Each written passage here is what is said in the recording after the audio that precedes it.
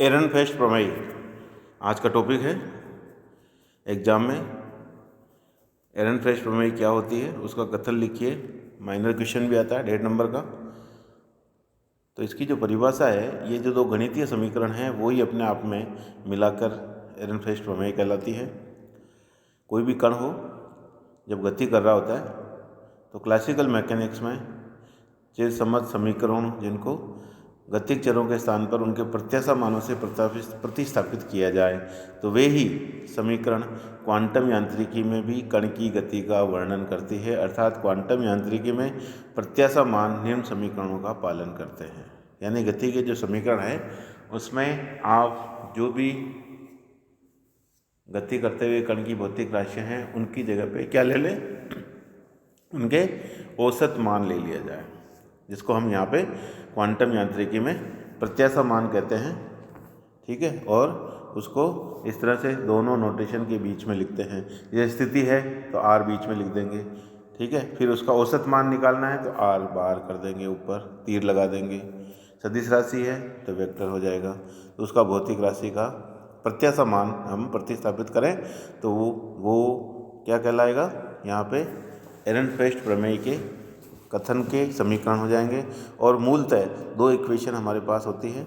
एक तो गति का जो समीकरण होता है, हम जानते हैं अगर r विस्थापन है तो dr/dt क्या होता है, उसके वेग को बताता है, गति को बताता है। वेग सदिश राशि है, वेलोसिटी v। ठीक है, तो इस तरह से। लेकिन संवेग से उसका जो संबंध होता है, हम जानते हैं कण का जो संवेग है उसको p से लिखते हैं। वो द्रव्यमान और वेलोसिटी के गुणनफल के बराबर होता है। और p एक सदिश राशि है, द्रव्यमान अदिश राशि है, लेकिन v वापस सदिश राशि है। ठीक है, तो p=mv सूत्र से ये कह रहा है कि v को हम लिख सकते हैं p/m। एकांक द्रव्यमान का कण का संवेग वो वेग के बराबर होता है। तो v को हम यहाँ पे लिख दिया। समीकरण एरनफेस्ट की जो प्रथम समीकरण में है, v को आपको dr/dt लिखना है और r की जगह पे आपको प्रत्याशा मान लेना है, सबसे इम्पोर्टेंट चीज़ है।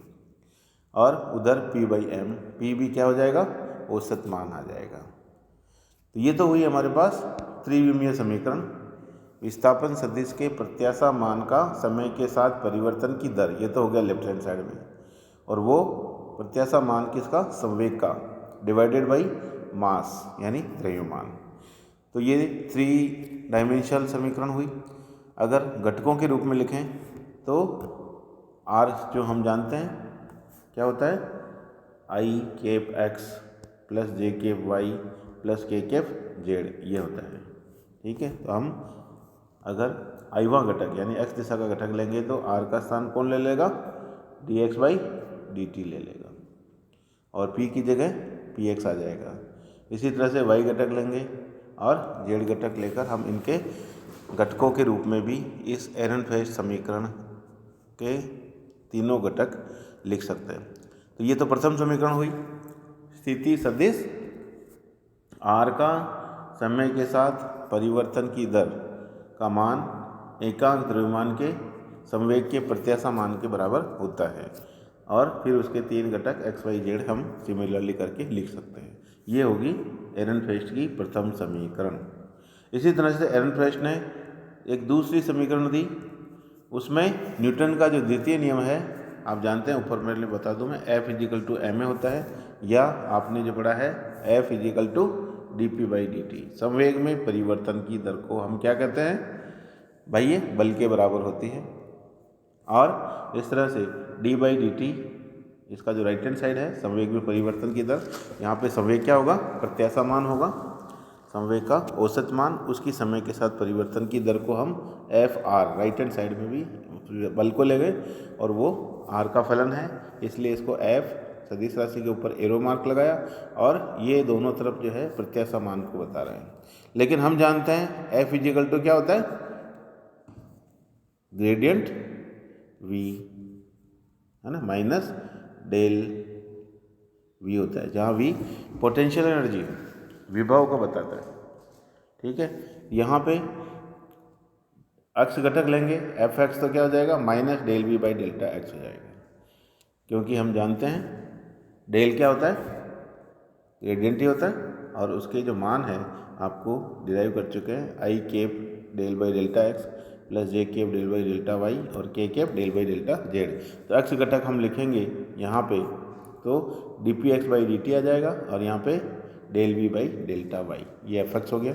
इसी तरह से एफ वाई और एफ जेड को भी आप लिख सकते हैं। तो ये दोनों समीकरण आपने ऊपर देखी है, d r by d t equal to p by m और d p by d t equal to minus del V, दोनों समीकरण एरनफेस्ट समीकरण कहलाती है संयुक्त रूप से। तो एरनफेस्ट के अंदर कोई एक समीकरण नहीं है, दो समीकरण है। पहली है विस्थापन के साथ समय के साथ परिवर्तन की दर एकांक द्रव्यमान के संवेग के प्रत्याशा मान के बराबर होता है, और दूसरे को आप लिखेंगे संवेग में परिवर्तन की दर। संवेग भी कौन सा? प्रत्याशा मान। संवेग के प्रत्याशा मान की समय के साथ परिवर्तन की दर विभव प्रवणता के प्रत्याशा मान के ऋणात्मक मान के बराबर होता है। डेल्टा वी एक तरह से ग्रेडियंट वी, उसको हम प्रवणता कहते हैं। ये दोनों समीकरणें एरनफेस्ट समीकरण कहलाती है। और एरनफेस्ट के अनुसार एक कण के साथ जो तरंग संघ की औसत गति की जो कण की चिरसम्मत गति के साथ सममिति प्रकट करती है, क्योंकि ये यहाँ पे हम तरंग फलन की बात करेंगे।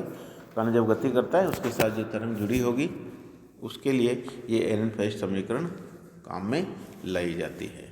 तो एरनफेस्ट समीकरण की डेरिवेशन अब करते हैं। ये तो आपने केवल परिभाषाएं पढ़ी कि दोनों जो है कथन किस रूप में लिखेंगे। तो पहली जो समीकरण है उसका एक्स घटक हम प्रूव कर दें, सिमिलरली वाई और जेड भी आप लिख सकते हैं। तो सबसे पहले स्थिति का प्रत्याशा मान D A by d T, उसका एक्स की परिभाषा से हम जानते हैं साई स्टार साई के बीच में एक्स को लिख देंगे तो उसका प्रत्याशा मान हो गया।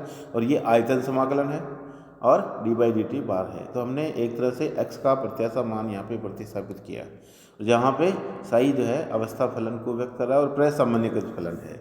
इसका मतलब प्रसामान्यीकृत फलन का मतलब क्या होता है? साई स्टार साई डीटो क्या होता है? 1 होना चाहिए।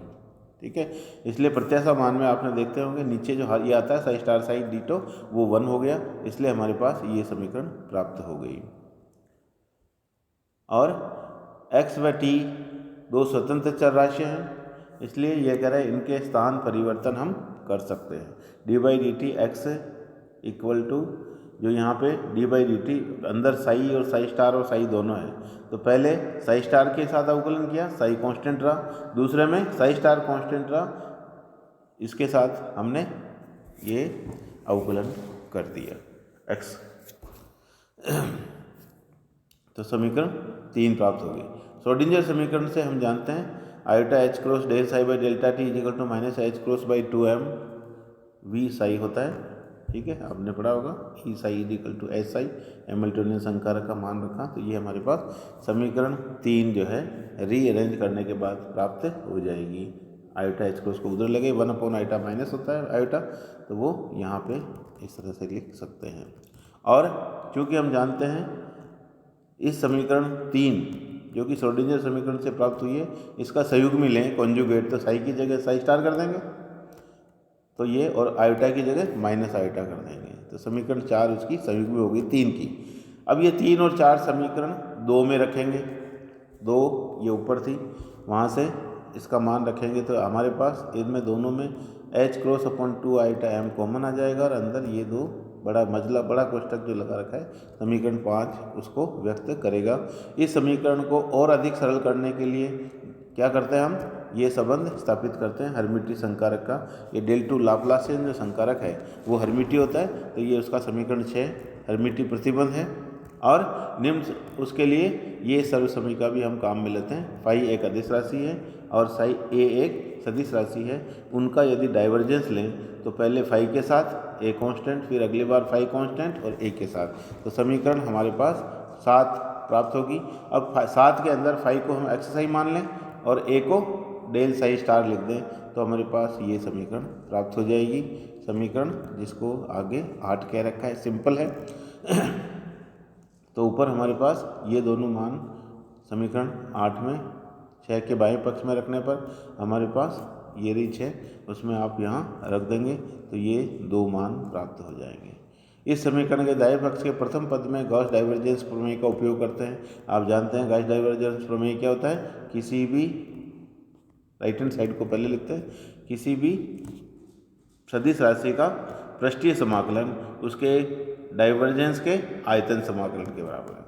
तो लेफ्ट हैंड साइड में हमारे पास क्या है, ये आयतन समाकलन, और ये राइट हैंड साइड में हमारे पास पृष्ठीय समाकलन, ये दोनों बराबर होते हैं। और इसका मान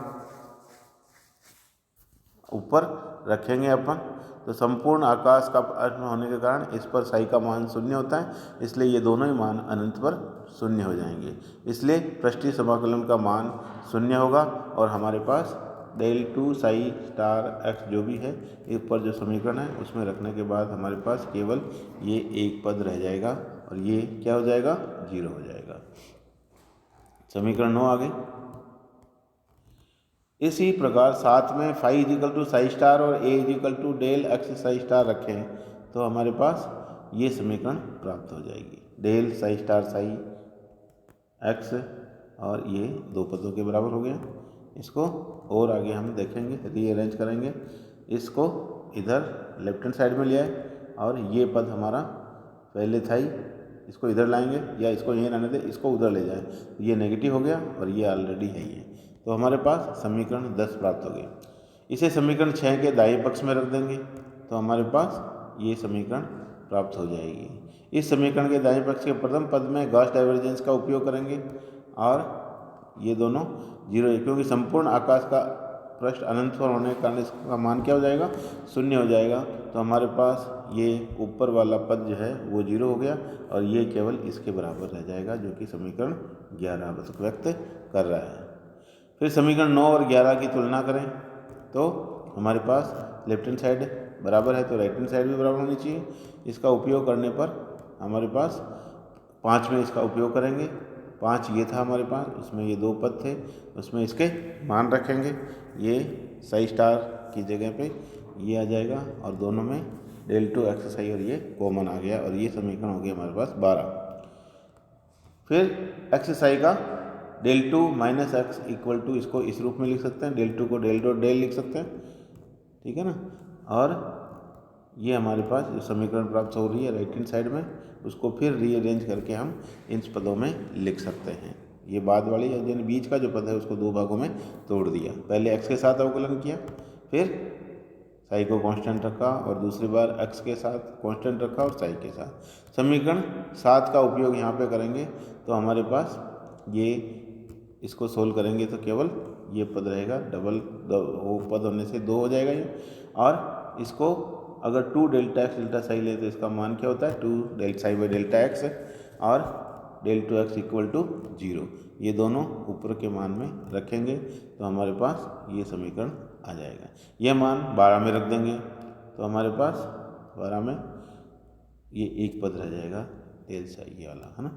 और ये क्या बता रहा है, एक्स का, इसको फिर m को अलग किया, साई स्टार को अंदर ले गए और इसको हम इसकी जो संवेग संकारक है तो उसको px का प्रत्याशा मान लिख सकते हैं, ठीक है। और यही हमारे पास एरनफेस्ट प्रमेय का प्रथम जो कथन था, समीकरण थी, वही सिद्ध हो गई कि संवेग का जो x घटक है उसका प्रत्याशा मान डिवाइडेड बाई द्रव्यमान इक्वल टू क्या होता है dx बाई dt, इसके प्रत्याशा मान के x के जो प्रत्याशा मान है उसके समय के साथ परिवर्तन की दर के बराबर होता है। और ये एरनफेस्ट प्रमेय का प्रथम कथन हो गया।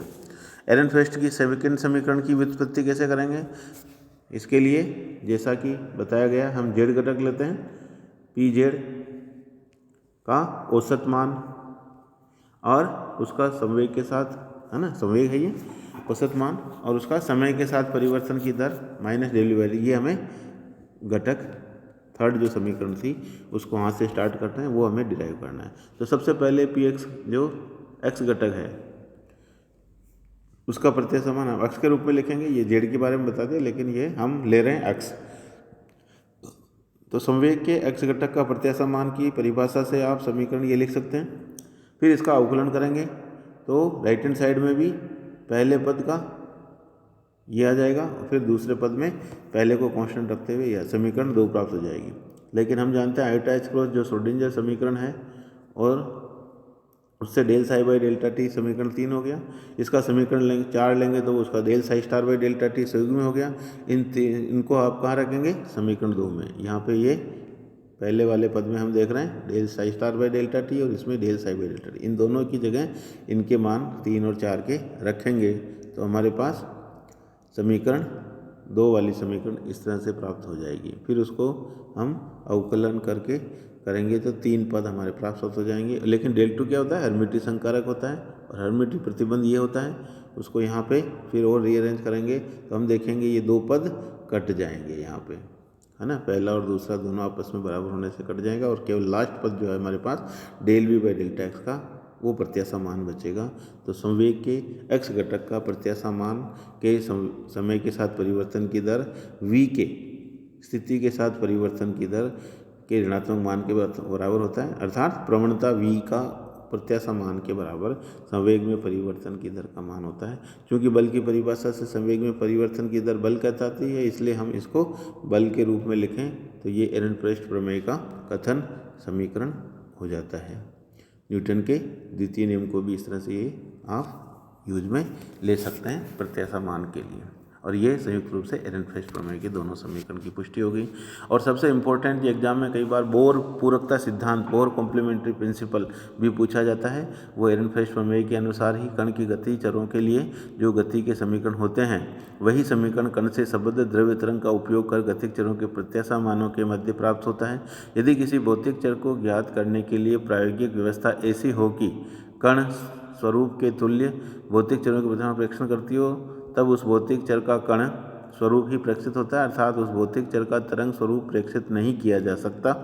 इसी प्रकार यदि किसी प्रायोगिक अवस्था में भौतिक चर का तरंग स्वरूप प्रेक्षित होता हो तब भौतिक चर का कण स्वरूप प्रेक्षित नहीं किया जा सकता। अतः किसी भी भौतिक चर ज्ञात करने के लिए प्रायोगिक अवस्था में कण के स्वरूप तथा तरंग स्वरूप एक साथ प्रेक्षित नहीं किए जा सकते, अर्थात कण स्वरूप तथा तरंग स्वरूप एक दूसरे के पूरक होते हैं। यह बोर का पूरकता सिद्धांत है। यानी कहना चाह रहा है कि हमारे पास जो न्यूटन के जो नियम थे या वेग की जो परिभाषा थी, वो कण यदि गतिशील है तो यदि कण के रूप में मानते हैं, ठीक है, तब तो आपको सिंपल जो भौतिक राशि है वो काम में लेनी है। और जब आप उसको तरंग रूप में मानते हैं कण को, तब भौतिक राशियों का वहाँ पे प्रत्याशा मान प्रतिस्थापित कर दें, तब यानी वो दोनों स्थितियों में आपको एक साथ कण नहीं पाया जाए, या तो आप कण के रूप में माने या तरंग के रूप में माने, ठीक है। तो एक बार में एक की ओर ही वो प्रूव कर पाएगा। यही बोर का पूरकता सिद्धांत है कि दोनों वो एक दूसरे के, कण और तरंग एक दूसरे के पूरक तो हैं, लेकिन हम कैलकुलेशन करते हैं तो उसको प्रत्याशा मान लेना पड़ेगा तरंग के लिए। इसलिए क्वांटम यांत्रिकी में इस एरनफेस्ट प्रमेय की इम्पोर्टेंस है कि कैसे हमारे पास औसत की राशि का उपयोग करना पड़ता है। धन्यवाद।